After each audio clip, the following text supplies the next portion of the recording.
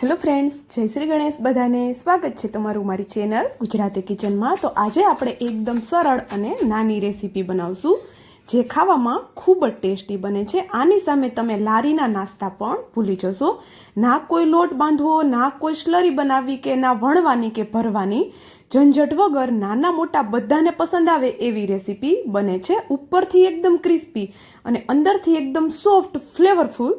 વધારે કોઈ મહેનત વગર આ એક જ રેસીપીમાંથી તમને આલુ ટિક્કી, બર્ગર, વડા, બ્રેડ પકોડા, સેન્ડવિચ બધાનો સ્વાદ મળવાનો છે. તો ચાલો બનાવવાનું શરૂ કરીએ.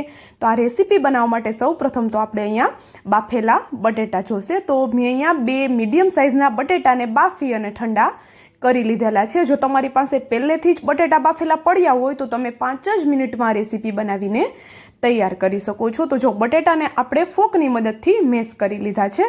તો અહીંયા આપણે બટેટાને મેસરની મદદથી મેશ કરશું અથવા તો ફોકની મદદથી. આપણે આને ખમણીની મદદથી ખમણવાના બિલકુલ નથી, કારણ કે આપણે જ્યાં બનાવશું પેસ્ટ એમાં હલકો આપણે ગાંઠો રહેશે તો વધારે ખાવામાં ટેસ્ટી લાગશે.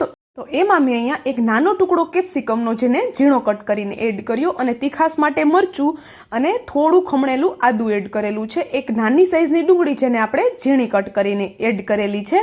અને જો અહીંયા તમે ડુંગળી ન ખાતા હોય તો આરામથી સ્કીપ કરી શકો છો. અને થોડા લીલા ધાણા એડ કરી દીધા ઝીણા કટ કરીને.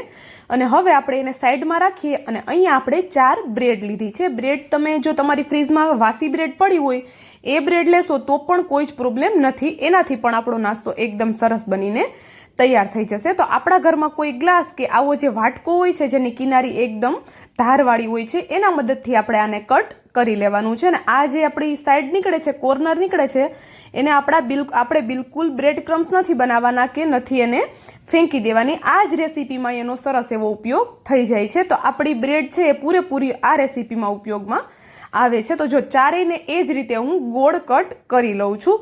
તો જો અહીંયા આપણી કિનારીઓ જે બચી છે એને સાઈડમાં કરી લઈએ અને જે આપણે ગોળ સ્લાઇસ કટ કરી છે એને પણ આપણે સાઈડમાં રાખી દઈએ, કારણ કે એનો આપણે થોડો પછીથી ઉપયોગ કરવાનો છે. તો હવે આપણે ફરીથી આપણો જે મસાલો મિક્સ કરતા હતા એ બાઉલ લઈ લઈએ અને એમાં આપણે હવે થોડા મસાલા કરી લઈએ. તો મસાલામાં થોડું અહીંયા વાટેલા મરી મેં એડ કરેલા છે. મરીનો ટેસ્ટ આમાં ખૂબ જ સરસ આવે છે. અને વધારે આપણે કોઈ મસાલા પણ અત્યારે એડ નથી કરવાના. સ્વાદ પ્રમાણે મીઠું એડ કર્યું, થોડી હિંગ અને 1 ચમચી જેટલો મેં અહીંયા ધાણા જીરું પાવડર એડ કરેલો છે. અને 1 ચમચી જેટલો આમચૂર પાવડર અથવા તો ચાટ મસાલો પણ તમે યુઝ કરી શકો છો. ને આપણે જે બ્રેડ કટ કરી અને એની સાઈડ નીકળી હતી એ સાઈડને આપણે અત્યારે આમાં જ એડ કરી દેવાની છે. ને આપણે એને હાથની મદદથી આવા નાના ટુકડા કરી લેવાના છે. કોઈ વધારે ચૂરો બનાવવાની કે બ્રેડ ક્રમ્સ બનાવવાની કોઈ જરૂર નથી. બસ હાથની મદદથી આવી રીતે રફલી આપણે એને તોડી લેવાનું છે.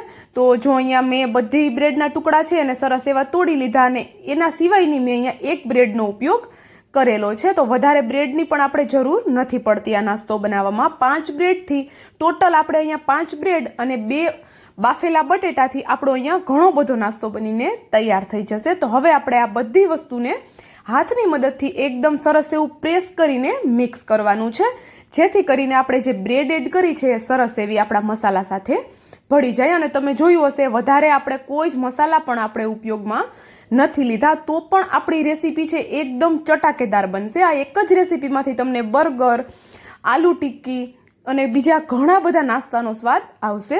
અને જો તમે અત્યાર સુધીનો વિડીયો જોયો હોય અને એમાં તમને થોડું પણ કંઈક મારી મહેનતમાં પસંદ આવ્યું હોય તો પ્લીઝ વિડીયોને એક લાઇક અને જો ચેનલ પર નવા હોય ને તો જરૂરથી ચેનલને પણ સબસ્ક્રાઈબ કરી દેજો અને સાથે જ બાજુમાં આપેલા બેલને પણ પ્રેસ કરી દેજો, જેથી કરીને આવી જ નવી રેસીપીની નોટિફિકેશન તમારા સુધી પહેલાં આવે. ને આપણો જે હવે લોટ બનીને તૈયાર થયો છે, બ્રેડ એડ કરી છે એટલે આપણે અહીંયા ડોના ફોર્મમાં આપણા બટેટા છે એ આવી જશે. ને એમાંથી આપણે 4 ભાગ કરી લેવાના છે અને પછી એક ટિક્કીનો આવો શેપ આપી દેવાનો છે. એકદમ સિમ્પલ છે. અત્યારે હું તમને વિડીયોમાં બતાવું છું એટલે તમને થોડી લાંબી પ્રોસેસ કદાચ લાગતી હશે, પણ જો તમારી પાસે બાફેલા બટેટા હોય તો તમે 5 જ મિનિટમાં આ રેસીપી બનાવીને તૈયાર કરી શકો છો. તો સવાર સાંજની નાની મોટી ભૂખ હોય કે બાળકોના લંચ બોક્સમાં આપવું હોય, વધારે તેલનો પણ ઉપયોગ નથી કરવાનો આપણે આ રેસીપીમાં, તો આરામથી તમે આ રેસીપી બનાવી શકો છો. તો જો 4 બ્રેડ લીધી છે આપણે, તો 4 આપણે અહીંયા ટિક્કી બનાવીને રેડી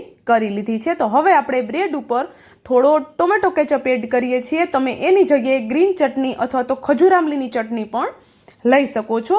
તો જો આ ચટણી કે આ સોસ લગાવવાથી એક ફાયદો એ પણ થશે કે આપણો જે નાસ્તો છે ટેસ્ટી તો બનશે, સાથે જ આપણી ટિક્કી સરસ એવી એની ઉપર ચીપકી જશે। અને અહીંયા હું થોડો રેડ ચીલી સોસ પણ એડ કરું છું। જો તમારા ઘરમાં બાળકો હોય અને તમે એના માટે બનાવતા હોય તો તમે આ સોસ છે રેડ ચીલી સોસ એ સ્કીપ કરી શકો છો। તો જો રેડ ચીલી સોસ પણ આપણે હલકો એવો જ લગાવ્યો છે અને સરસ એવો આપણે બ્રેડ ઉપર એને પણ સ્પ્રેડ કરી દીધો છે। અને હવે આપણે એક ટિક્કી લેવાની છે, બ્રેડ ઉપર આ રીતે રાખવાની છે અને હાથની મદદથી એને સરસ એવી પ્રેસ કરવાની છે હલકા હાથે। આપણે જેટલી બ્રેડ છે એટલી જ ટિક્કીને આપણે પ્રેસ કરી દઈશું એટલે બંને સરસ એવા સરખા થઈ જશે। બિલકુલ વાર નથી લાગતી, બિલકુલ ભરવા વણવાની ઝંઝટ નથી, એકદમ જલ્દીથી બનીને તૈયાર થઈ જાય છે અને આને આપણે શેકવામાં પણ બિલકુલ વાર નથી લાગવાની, એકદમ ઝટપટ બનીને તૈયાર થઈ જાય છે।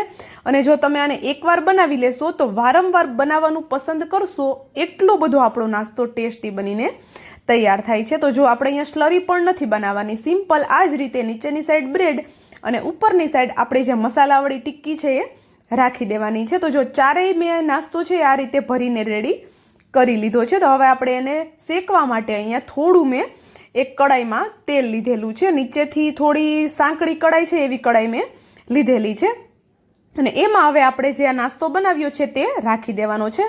અત્યારે મેં 2 એડ કર્યો છે પણ કડાઈ થોડી નાની પડે છે એટલે થોડો પ્રોબ્લેમ આવે છે, પણ એડજસ્ટ આપણે કરી લઈશું। તો જો અહીંયા આપણે સરસ એવું કડાઈને આવી રીતે થોડી થોડી હલાવશું જેથી કરીને ગરમ તેલ છે એ સરસ એવું આખી ટિક્કી પર લાગી જાય અને ટિક્કી એકદમ સરસ એવી શેકાઈ જાય।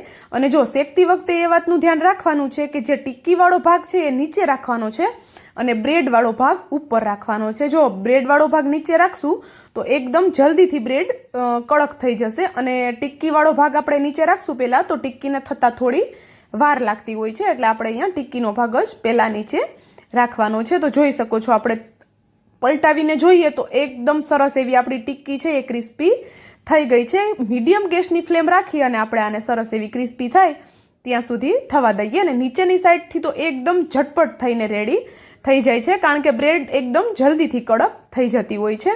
તો જોઈ શકો છો એકદમ સરસ એવી ક્રિસ્પી થઈ ગઈ છે બ્રેડ અને ઉપર ટિક્કી પણ એકદમ ક્રિસ્પી થઈ ગઈ છે। મેં અહીંયા થોડું વધારે તેલ લીધું છે કડાઈમાં। જો તમારે આને એકદમ નોર્મલ 1 ચમચી ઓઇલથી શેકવી હોય તો પણ તમે શેકી શકો છો, એકદમ ક્રિસ્પી બનીને તૈયાર થશે। તો તમે આને તવા ઉપર પણ શેકી શકો છો। તો જો બીજી બ્રેડ છે એને પણ એ જ રીતે આપણે રાખી દીધી અને આપણે એને નીચેની સાઈડથી પણ શેકી લઈએ તો એકદમ ક્રિસ્પી એવો આપણો આ નાસ્તો બનીને તૈયાર થઈ જાય છે। તો વધારે કોઈ મહેનત કર્યા વગર જો કંઈક ચટપટું ખાવું હોય તો આ રેસીપી બેસ્ટ છે। તો ચોક્કસથી ટ્રાય કરજો અને મને કોમેન્ટ કરીને પણ જરૂરથી જણાવજો કે તમને મારો આ નાસ્તાનો વિડીયો કેવો લાગ્યો।